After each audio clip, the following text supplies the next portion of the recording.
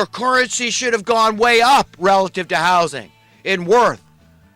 That's progress, folks. The reason that happens is because of supply and demand, free market principles. We find easier and easier methods to provide not only the things we need, like housing, but the things we want. That's why your standard of living goes up automatically if you don't interfere with subsidies and all this crap.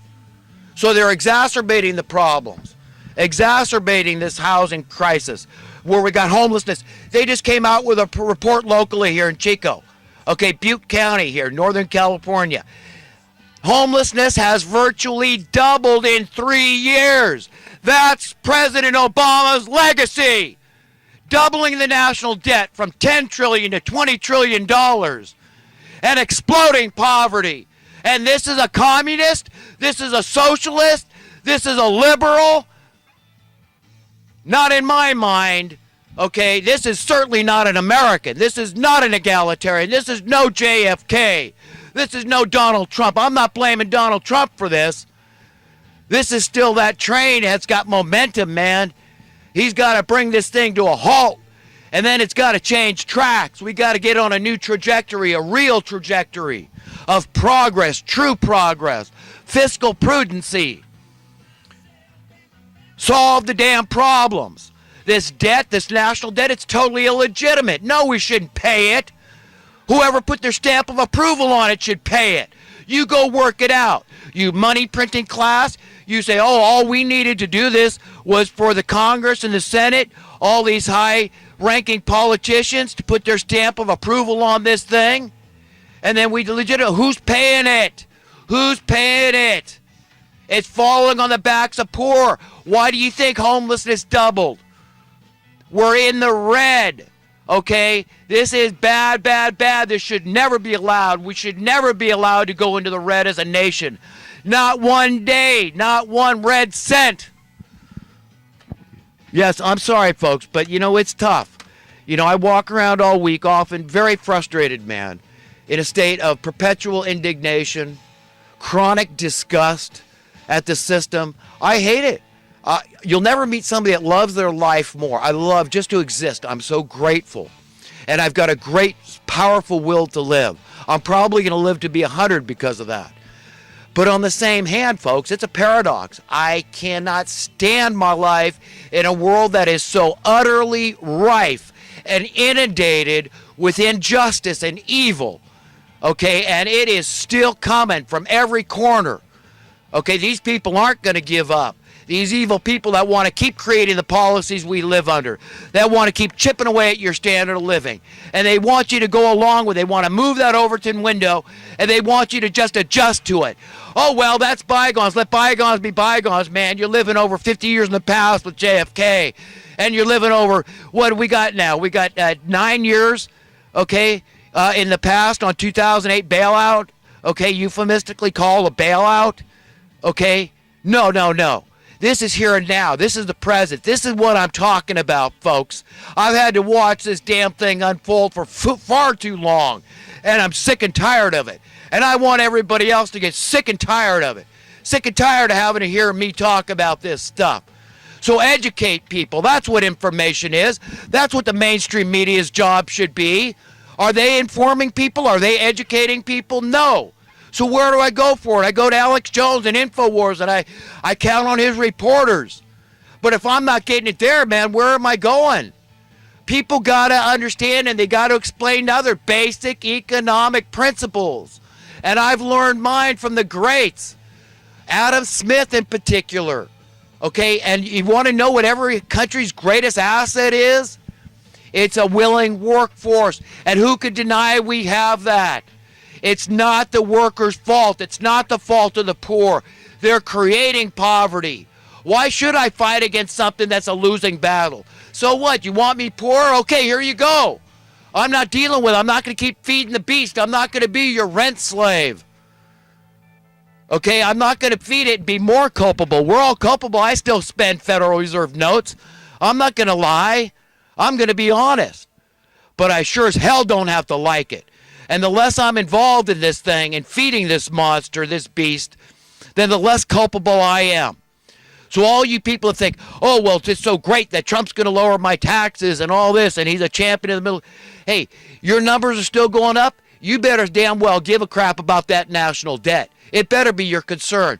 Homelessness just doubled in 3 years. Where do you think this is headed? How long before people are begging for FEMA camps? They say, sure, give me an injection, euthanize me, I don't care. And these aren't even criminals.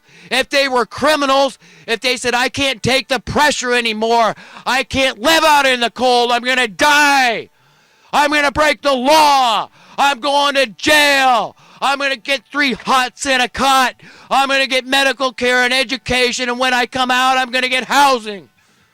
You see what they've incentivized, criminality. That's how these people operate. And they want us to just adjust to the Overton window being moved. And when I see people doing it, that sickens me. When I see even guys like Alex Jones saying, oh, well, I need money. You don't need money, okay? We need to get through this thing. We need Jesus Christ. We need God's help. That's what we need. If humanity is to succeed, if Donald Trump is to succeed, it's at the hand and the finger of God that's done it. And that's it, man. Because we're not going to do it just by tweaking things here and there. Give a tax cut here and there and bring some jobs back and curb immigration and all this kind of crap. Okay, we're not going to do it. We got terrorism all over the world. How many people? Just 30-something people died in the Philippines and Manila. This is going on all over the place. It's sickening. I've had it up to here. Okay?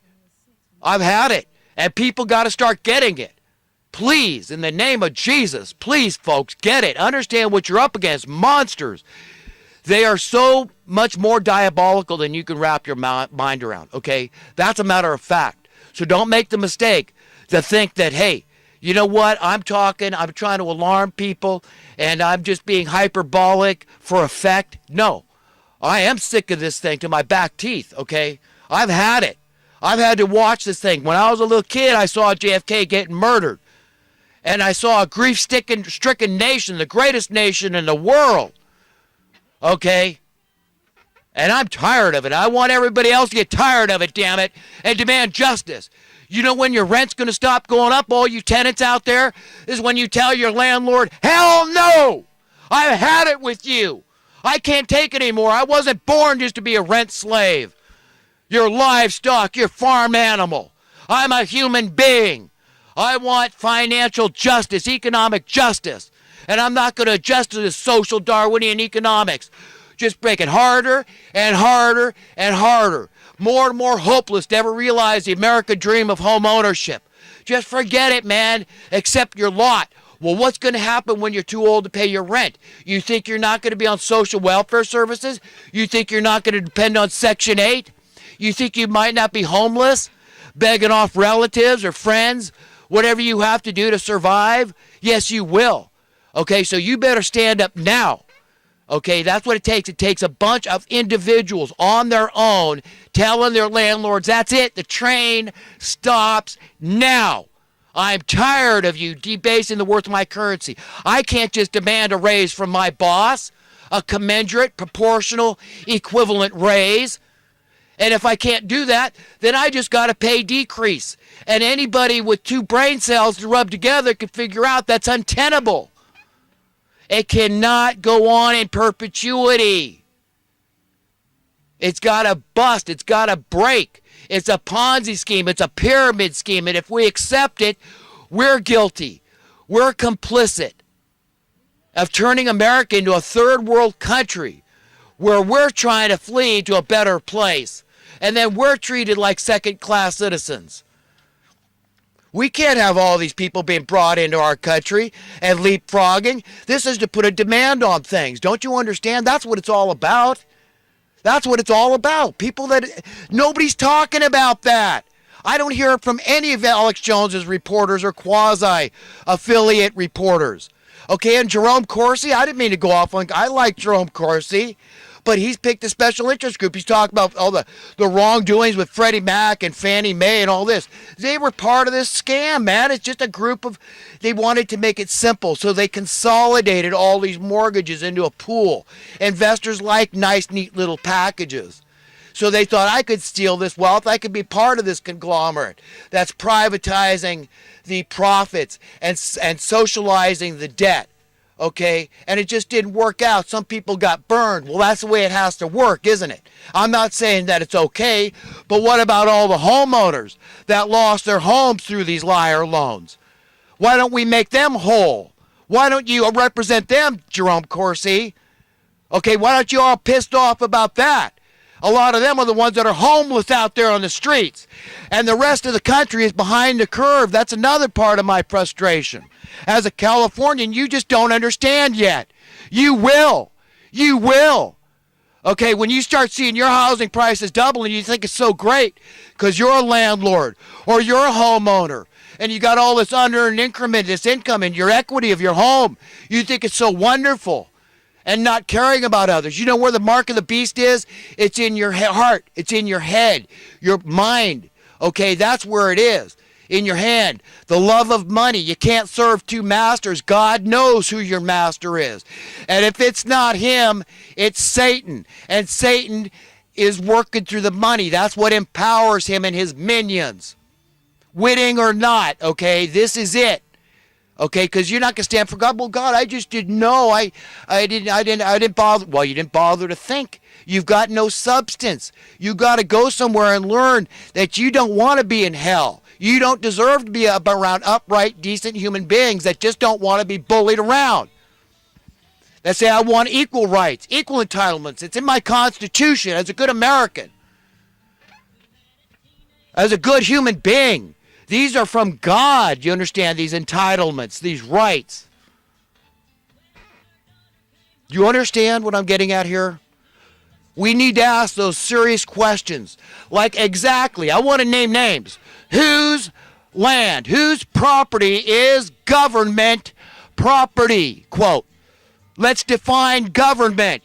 In the Constitution, it's we the people, not we some of the people, we all the people. Do you understand? So now let's talk about, welfare. Okay, who are the real welfare recipients? Those that stole the wealth of our nation for God knows how many years to come? Who are the real welfare recipients? Let's get serious here. Let's talk about ownership of public property, government property. Let's ask ourselves, whose planet is this anyhow? Now let's talk about entitlements. According to your Bible, all you that call yourselves Christians, ask yourself, how would Jesus have it? If he was running the affair, when he is, how's it going to be? What things do you loathe and what things do you lament the most coming when Jesus is running the world? Okay? You believe that money is indispensable? We as a species, as a civilization, just can't live without it? Don't expect to inherit a renewed earth, because that's what's coming. It's not the end of the world that the Bible predicts, or Jesus. He simply said it's the end of the age. That's it, man. A new age is dawning. Okay, Satan is losing his power. One way or another, it's at the finger hand of God. He's using men and the saints, and they get killed all through history. Good, upright, decent people have been murdered by Satan and his minions. That's the way they've stayed in control. And they're not giving up, believe me, without a fight. They are seething with hatred, all these people. Liberal. Liberal's a good thing. That just means generous, right? Oh, he was a liberal tipper. What's so bad about that? That's good. Oh, and the guy was fiscally conservative. Okay, because I tell you, well, instead of just sending that money to rich dad and subsidize, because once you put it through the economic sluice of society, that $50 billion a year ends up in the pockets of rich dad. This subsidy through the Section 8 housing I'm talking about. And his ilk. So you could fix the problem, and you say, what? How? By buying people houses. Oh my gosh, that is just too liberal, man. Really? So you're going to shoot yourself in the foot. You're going to cut your own throat. You're going to smite your nose, cut off your nose to spite your face. Okay, that's what you're going to do. Because what I'm talking is fiscal conservancy. It's fiscally conservative. It's fiscally prudent to do so. Then your taxes end Problem solved. Once the problem's solved, that $50 billion a year goes back in your pocket. In the meantime, you're still spending $50 billion a year, and the problem keeps getting worse. So who's making sense here? I don't give a crap what you call me, liberal or conservative. It doesn't mean a damn thing. They're words. Let's have a meeting of the minds. Let's discuss the precise definition of the words. Okay, that's what I want. I want a productive conversation. Let's get real. Let's get honest. It's not about intellectual battles here. It's not about IQ. It's about honesty. It's about laying all your cards on the table. Utter and utmost honesty.